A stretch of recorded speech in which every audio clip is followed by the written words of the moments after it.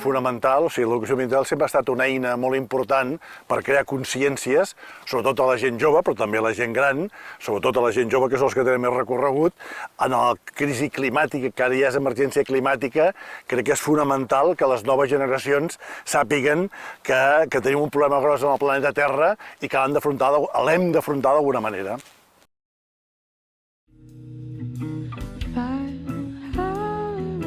Bé, l'educació ambiental crec que ha d'estar al dia de les coses que més preocupen a la societat i que els nens i nenes que reben aquesta educació senten en els diaris, mitjans de comunicació, i per tant l'educació ambiental crec que en aquests moments ha de posar molt l'accent en aquest canvi climàtic, que és una cosa que ens està afectant a tots. Precisament a la part dels aiguamolls és quan vam començar a treballar-ho, després ho vam treballar moltíssim a Planes de Son, i la seducció ambiental per mi és la disciplina anterior a l'educació ambiental, que és fer que els nens i nenes et facin cas. O sigui, en el cas dels aiguamolls ho vam descobrir amb una cigonya, després amb les llúdrigues.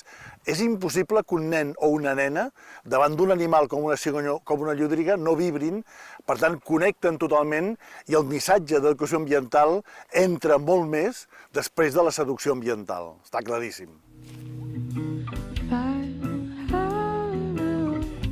No, també és aplicable a tots els públics. O sigui, la seducció ambiental fa que els nens i nenes més sensibles, amb el disc dur més net, evidentment hi cauen molt més, però amb els adults també. O sigui, jo crec que com a espècie animal que som, tenim aquesta atracció innata com a espècie animal, encara que siguem adults, per espècies boniques de la fauna.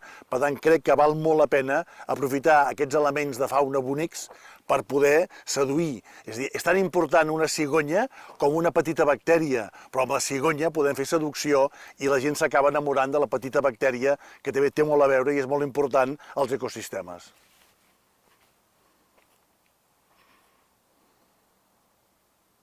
Perfecte.